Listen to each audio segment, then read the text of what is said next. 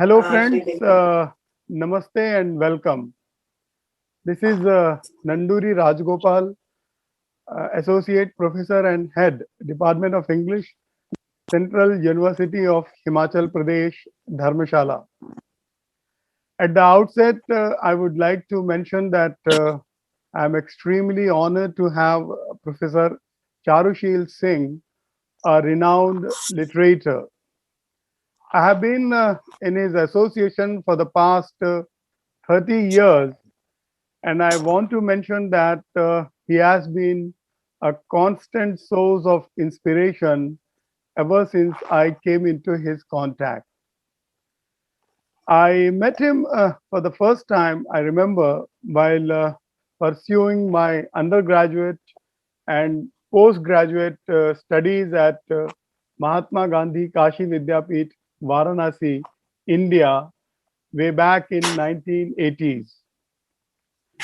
I have a series of memorable and enriching experiences all through my association with him. He is a person who introduced me to a number of literary figures like poetess Mahadevi Verma, Shri P.S. Shastri, Shri S.N. Tripathi, and Shri G.B. Mohan Thampi, to name a few. Professor C.S. Singh has also been my spiritual mentor. In today's talk, we are going to deliberate upon Indian English literary criticism. Dear audience, before that, here is a brief outline of his illustrious achievements. Charushil Singh regenerated Indian poetic tradition. Born in 1955 in Farrukhabad district of Western Uttar Pradesh, Professor Singh in the Department of English, Mahatma Gandhi Kashi Vidyapeeth, Varanasi, worked as a professor. He is an Indian English poet and critic of great eminence. He has published 12 collections of poems in English entitled Tapascharnam, Sukhdev Ki Pida. It was published in the year 1987. Songs of Life and Death, 1989. The Indian Hero in 1993. Creation Cocktail, 1997. Terracotta Flames, 2003. And Scriptures on Stone, 2007. Etching on the Edge, 2007. Kashi, a mandala poem in 2007. Born across millenniums incarnations of Vishnu, 2011, and 10 Mahavidyas in 2015. He shot into fame with the publication of his classic, The Chariot of Fire, a study of William Blake in the light of Hindu thought, which was published in 1981. As a postdoctoral fellow at the University of Warwick, Coventry, England, Dr. Singh worked on post 1950 British poetry. The book was published as Auguries of Evocation, British Poetry During and After the Movement. His journey helped him in gathering cross cultural experiences. Dr. Singh published Contemporary Literary Theory in 1989 and Literary Theory Possibilities and Limits in 1991.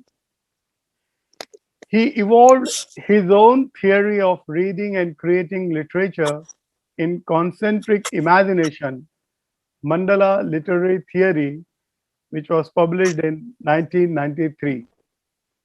He has written and edited over 2 dozen books on literary theory, literary history, literary criticism, and literary methods. His philosophical hermeneutics in 7 volumes is his major work.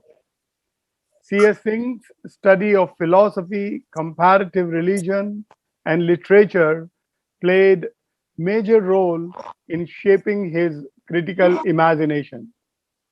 Dr. Singh has received many honors and awards.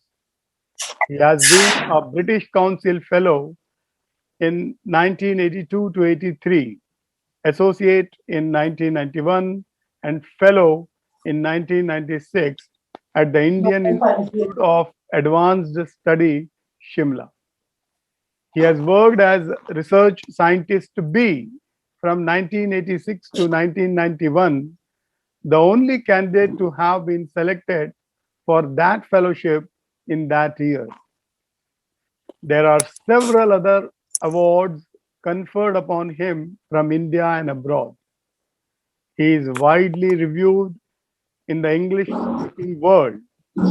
His poems achieve milestone in truly projecting Indianness, which has been a suspect virtue in the Indian English poetic tradition after Sri Aurobindo and Tagore.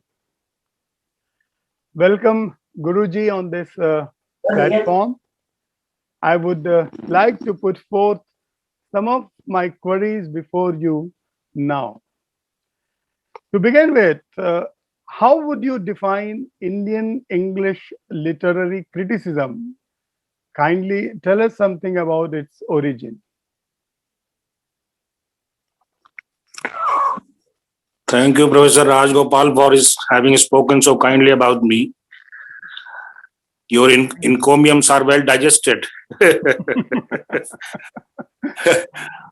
you, sir. I am elated, and at the same time, I have deflated myself too. Because I live in the great cipher. And that is the great nothingness I live. And that is where from I look at everything. So the question that you have asked is, where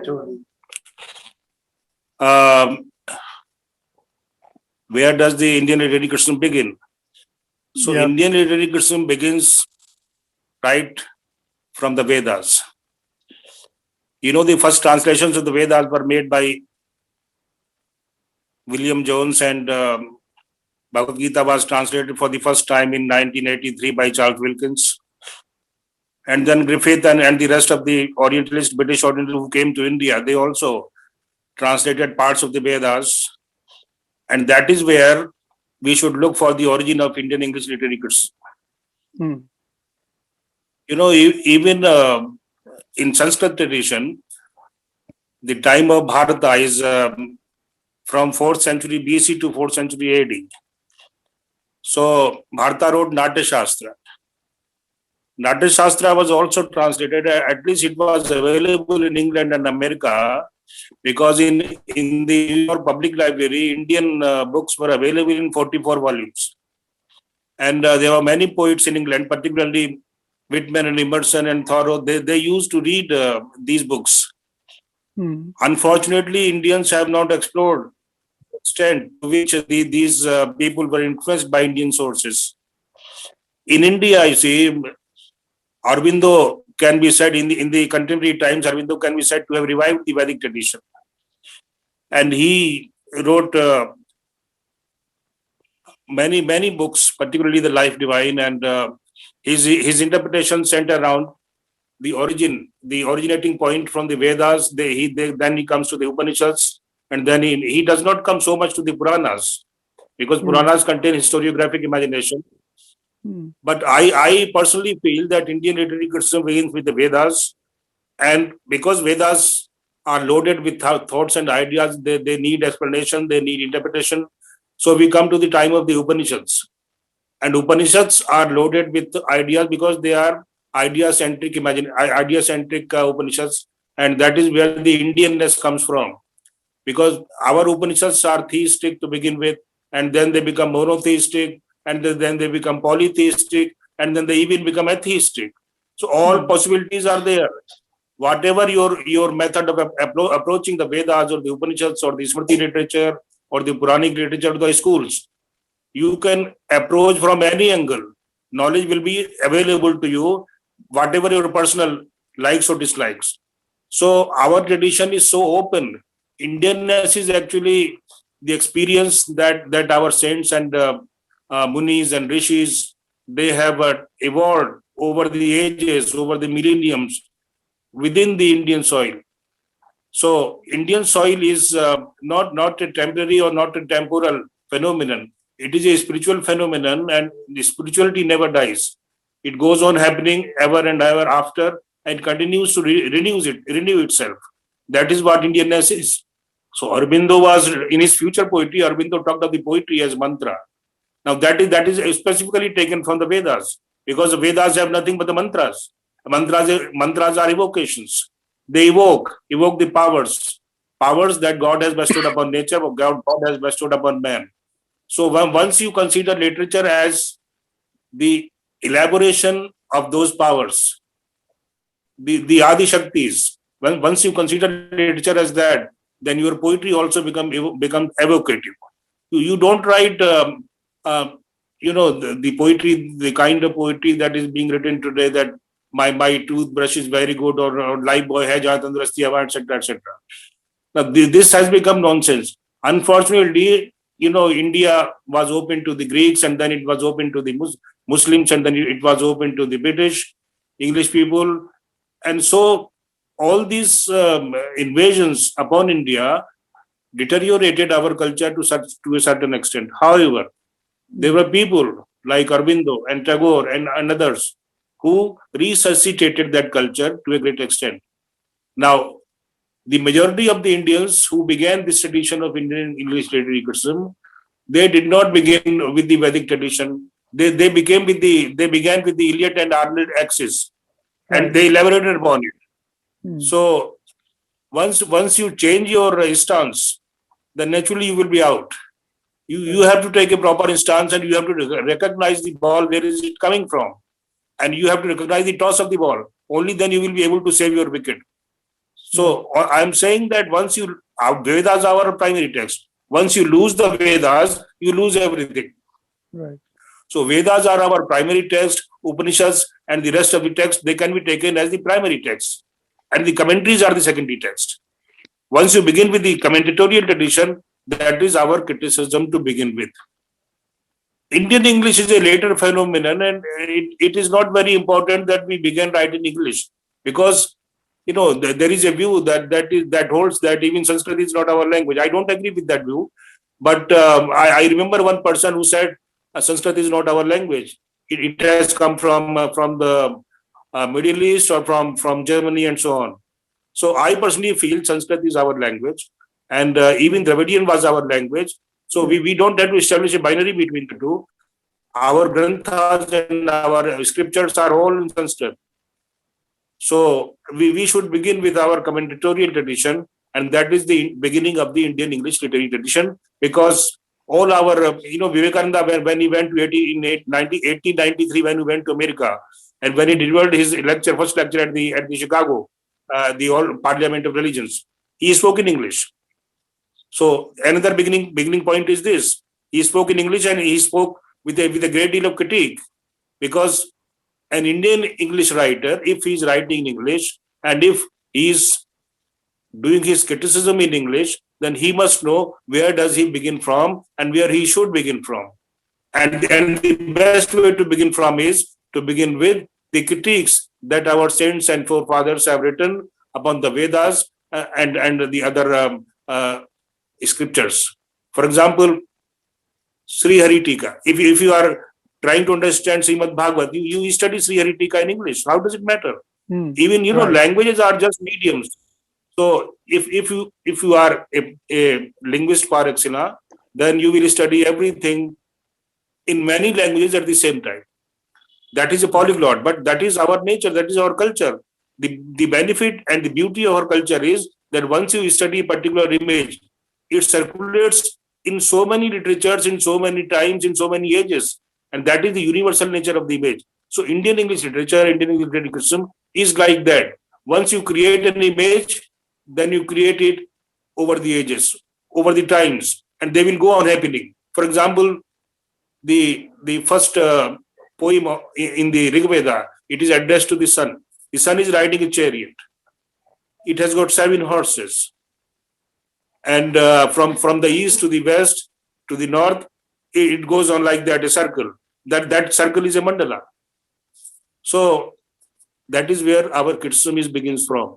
Yeah. And yes. Yes, I'll be asking you more questions and I'll come on mandala theory.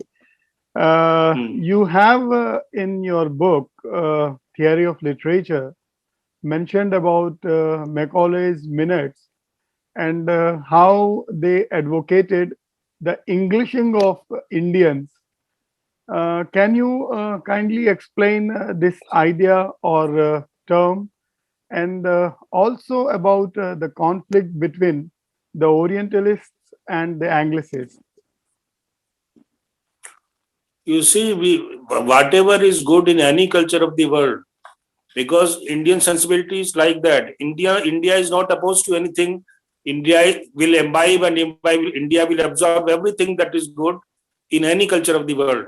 But if you think that Englishing is the result, Englishing is what you want, we don't want Englishing. I have read English. There are so many people who have read English. Many of them have become like English. I have become more like an Indian. You see, I'll tell you, Eliot said that he is a cosmopolitan in religion. And once he gave the statement that now I must stop reading Hindu scriptures and I might become a Hindu. Now, you don't expect from a cosmopolitan statements like these. Because whenever he thought that his Christianity is in danger, he became a Christian. Otherwise, he was a cosmopolitan. Right. So Indian sensibility is not like that. You see, if I have read so many scriptures, then that is my strength, because I have become a stronger Indian than before. How beautiful. So Indianness is maintaining your root in the Vedas, maintaining your root in the Upanishads, while reading all that is available anywhere in the world that you think is good for you, for your culture. The beauty of our culture is, the beauty of our criticism is that whatever you read, whatever you study, whatever you create it in your own way. So English might be a language coming from a different country, is spoken by different people. But once an Indian, at least like me, once an Indian writes in English, then he writes Indian English, Indian all italics, because I'm not imitating anybody. I'm not saying that if London Bridge is falling down for T.S. Eliot, it will also fall down for me, because I'm not living in London. I'm living in Varanasi. And in Varanasi, Ganges never go hither or thither. They flow the way they have been flowing over the ages. That is the permanency of the Indianness. Indianness is a center that you cannot disperse. It stands where it does. So that is the way to exist. I have recreated so many things in language that people have started recognizing of late that I have given a new language to Indian English poetry. And the same is true of Indian English literary criticism, because I am not imitating anybody. I am recreating my own tradition. I am recreating Vedic tradition, Upanishadic tradition.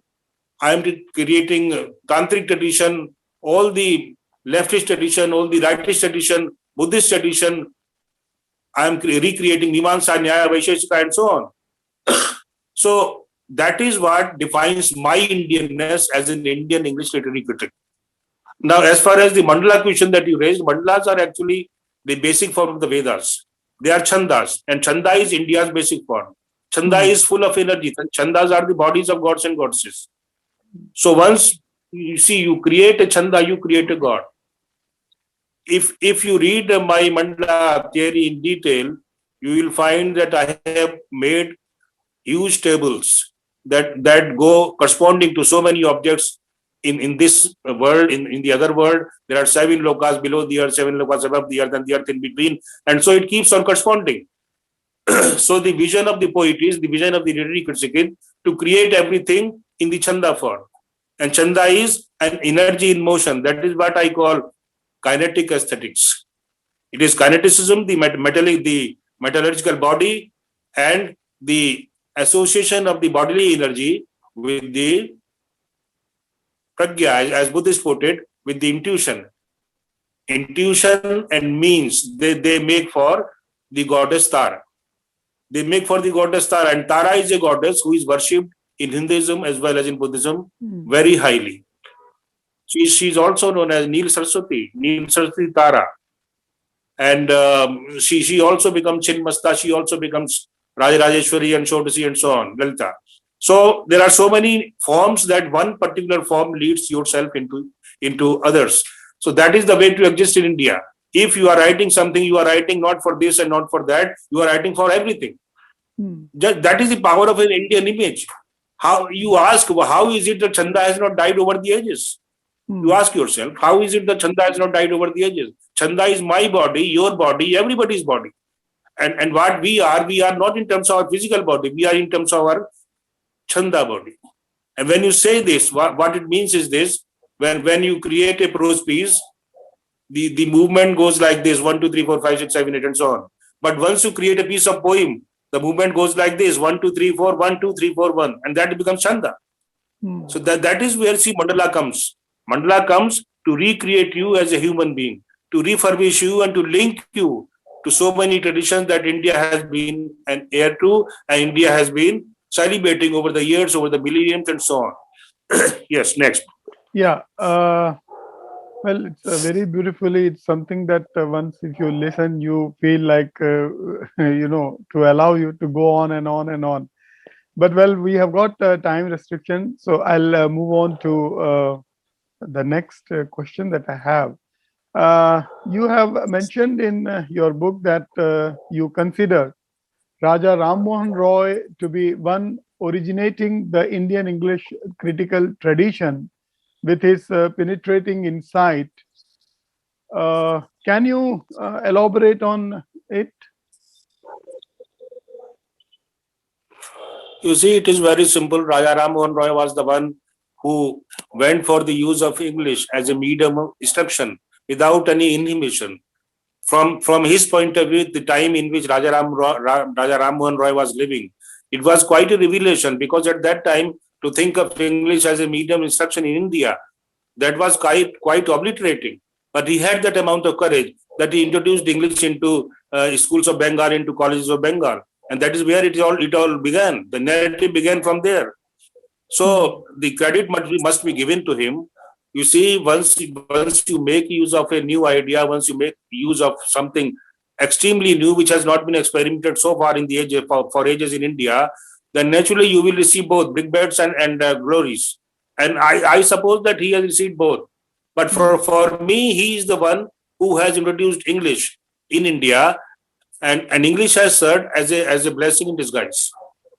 Because English has in a way linked India in one sutra. And it has become a medium of linkage, and it has become a medium of recreation.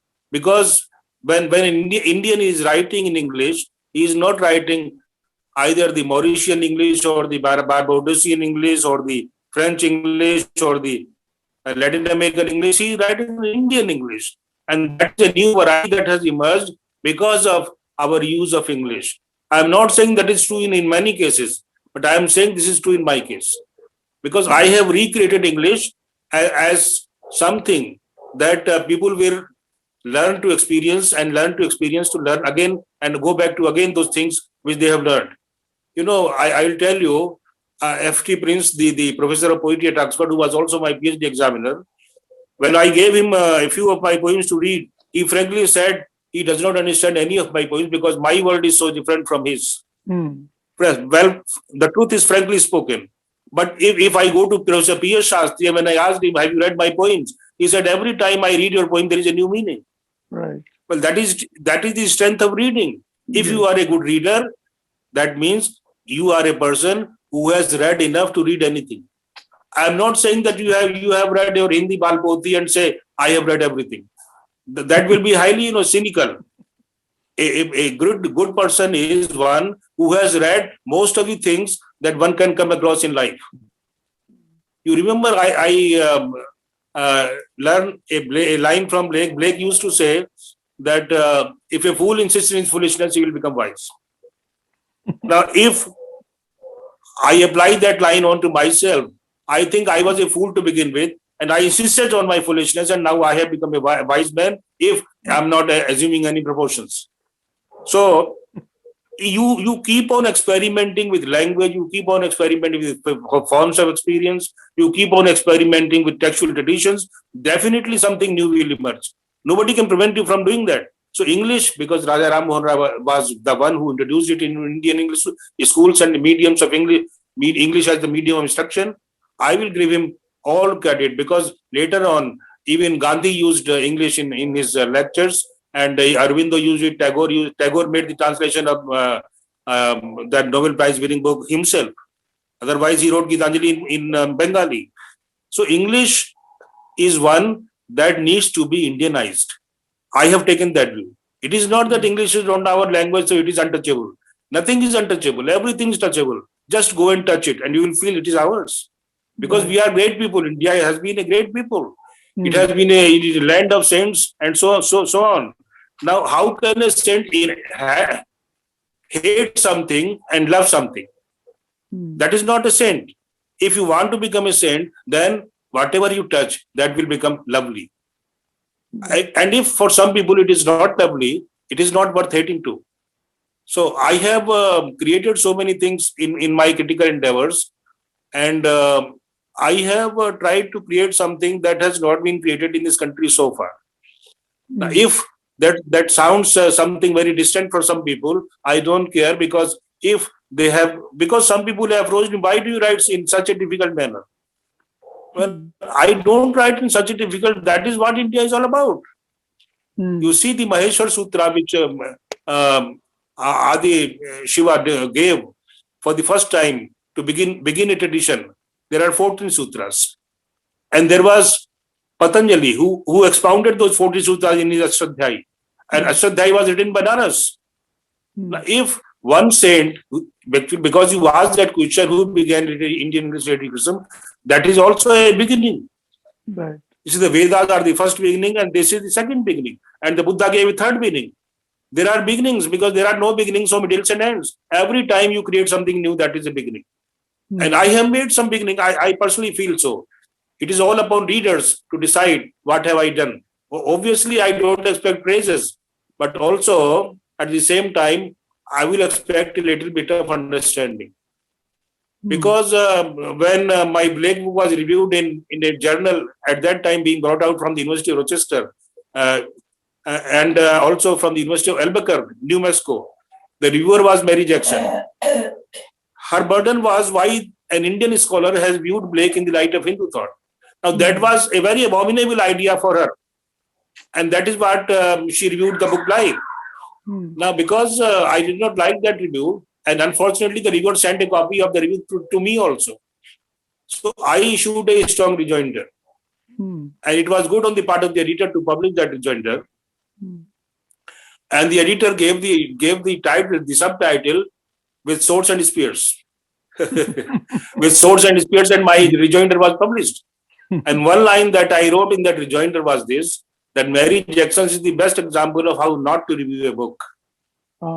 You see, if you are reviewing a book, you must be honest to yourself. You must not be full of blemish for somebody who is living in India for the simple reason he is an Indian.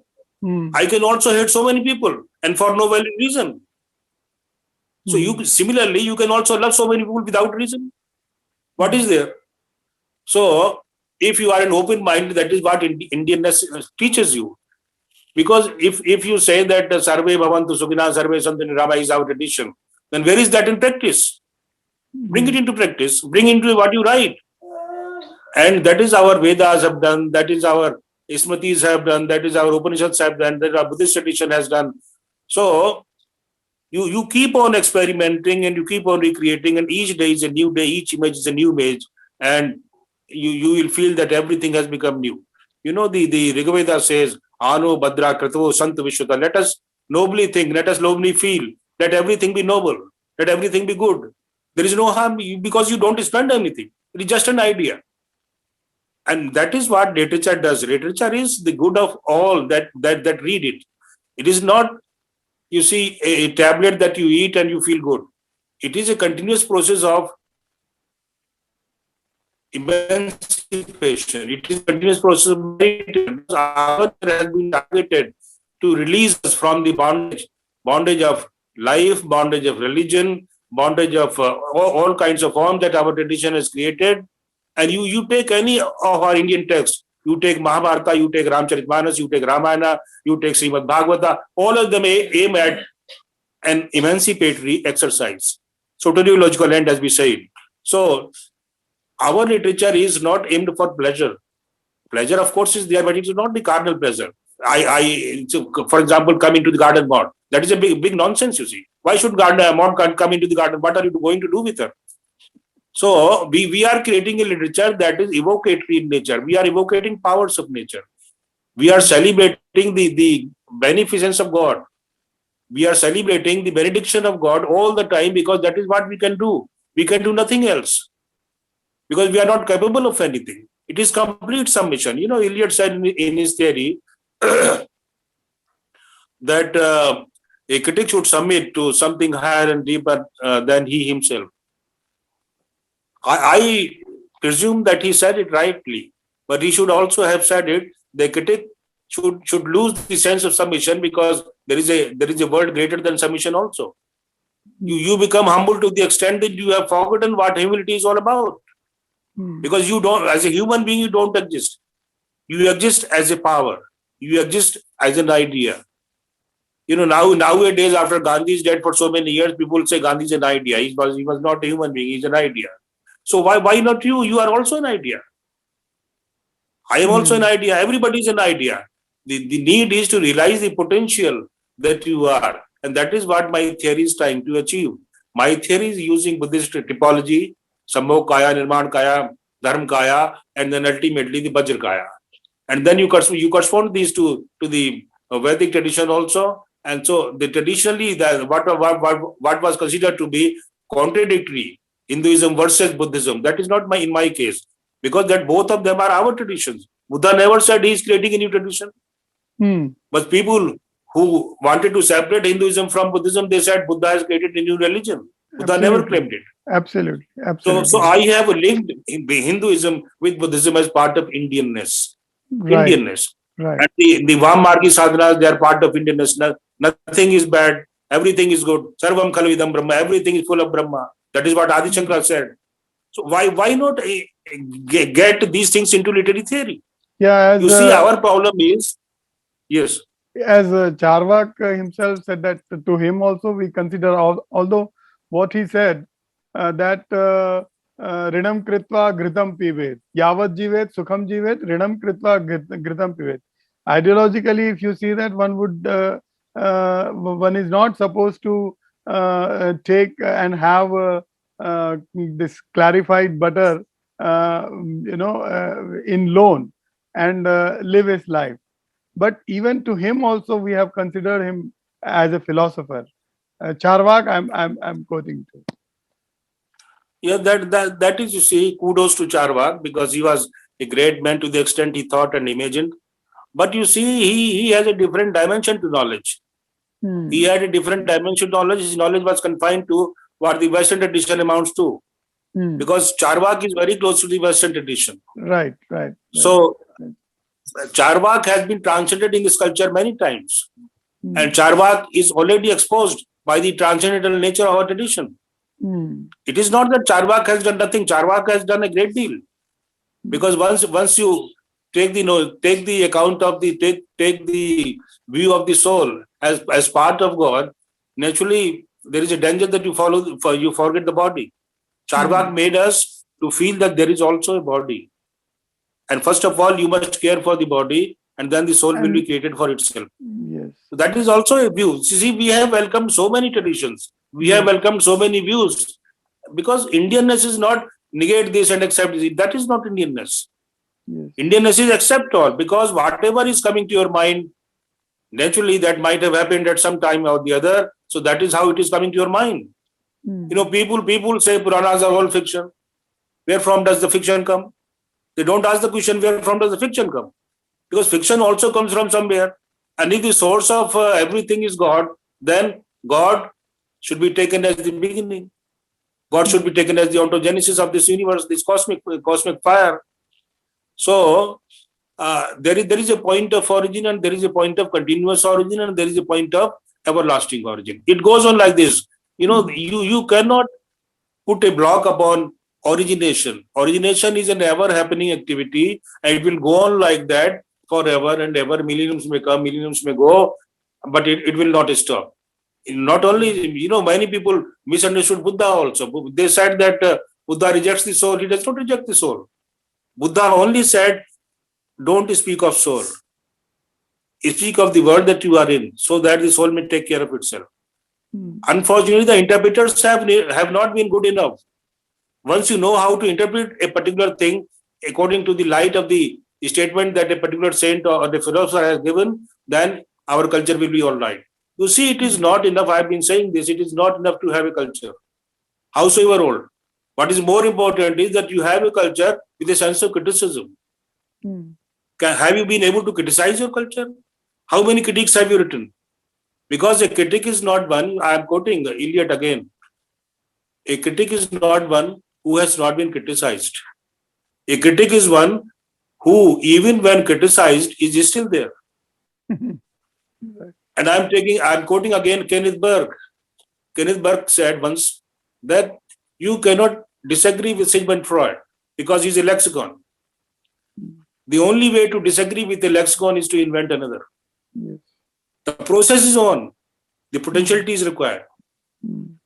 And the idea is that you must acquire the potential, because Indianness is the name of potential. I said that it is mandala, it is chanda. Chanda is never exhausted.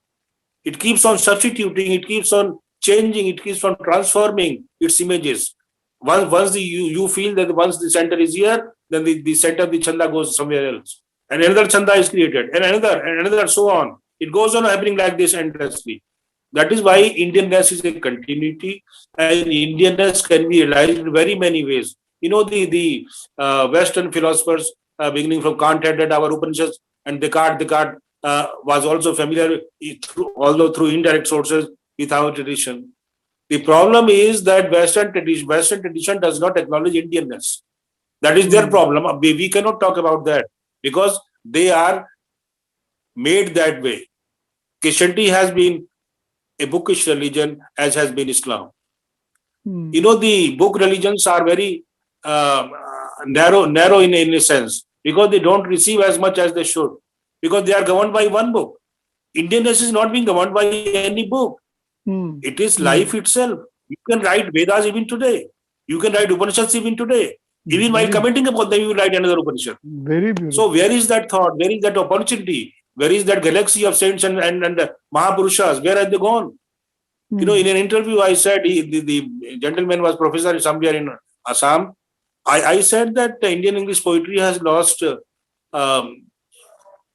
Kavya Purushas. They are not available anymore because Kavya Purushas don't get published. Nobody reads Kavya Purushas. Nobody understands Kavya Purushas. On the other hand, the Kavya Purusha received the criticism. What is this nonsense you have written? you should have written simply so that we could have understood. So that is the way Indianness is. Indianness is open. It is go on like that.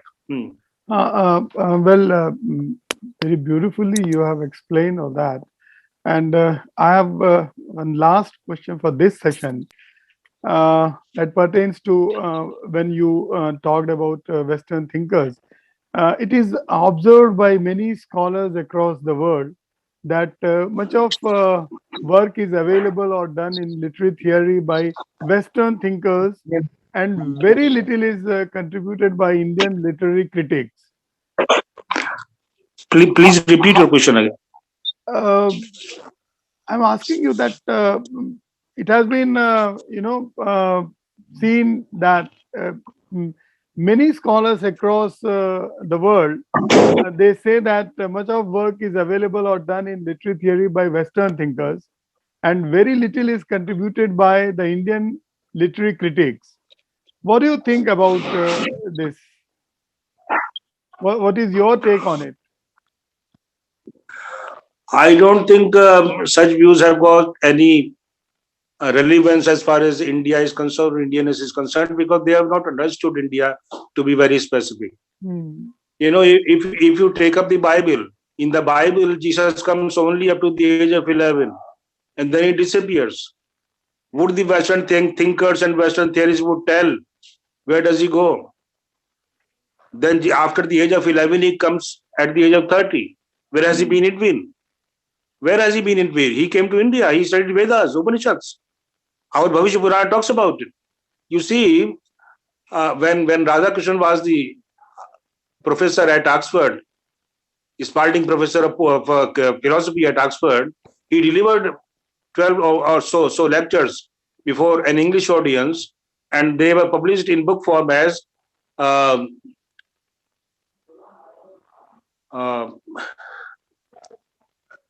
forget the title of the book. They were published as the Indian sources for the Western religion, Indian thought and Indian thought and Western tradition, could like that.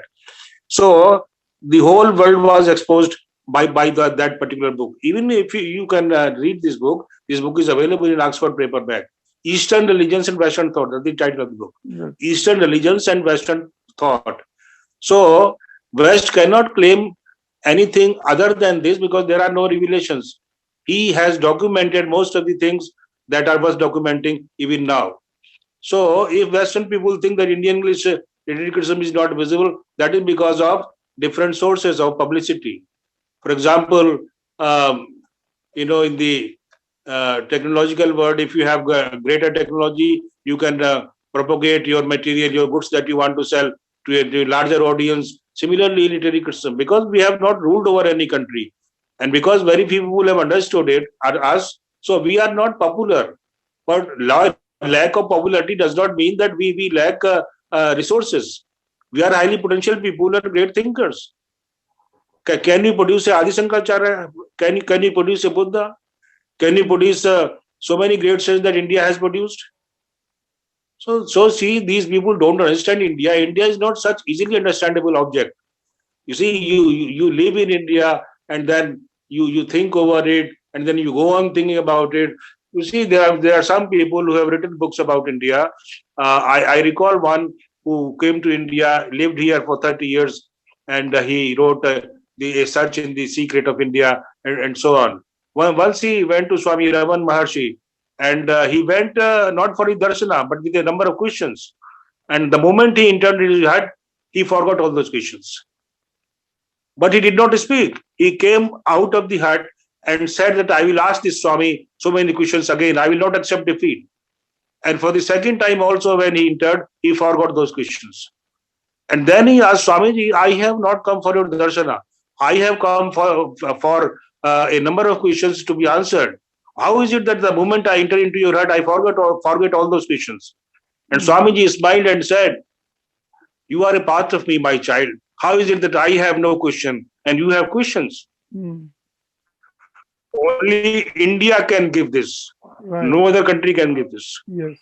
Right. So India is not something that you can sit on the dining table and say, India is nothing. I have understood India. Oh, such great nonsenses are intolerable.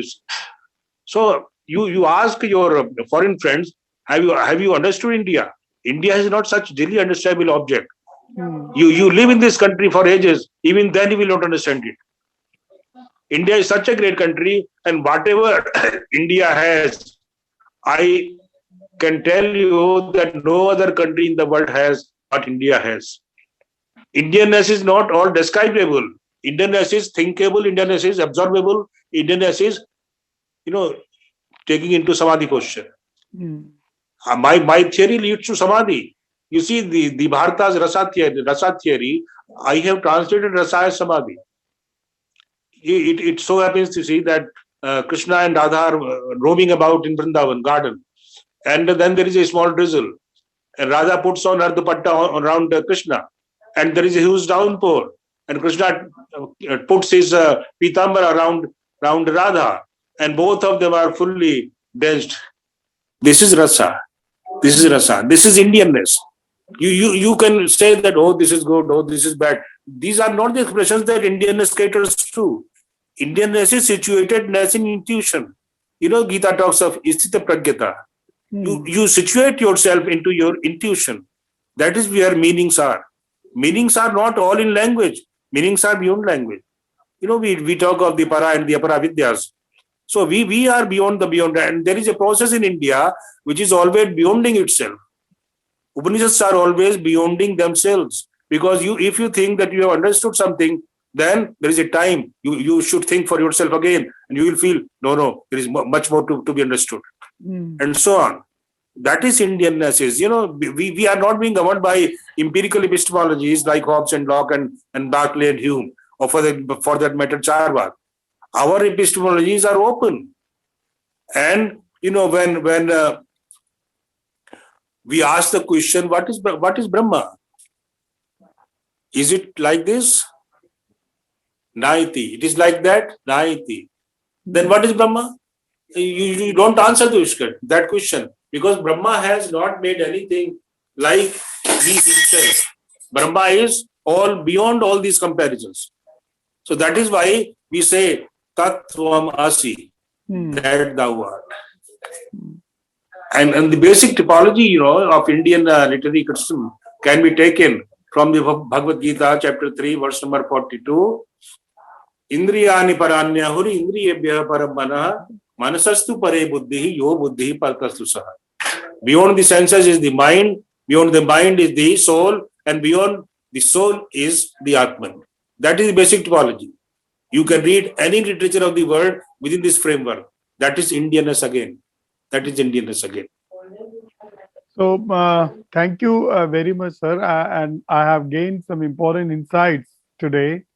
And I hope to continue this interaction in future too. Thank you very much, Guruji. Thank you very much. Thank you.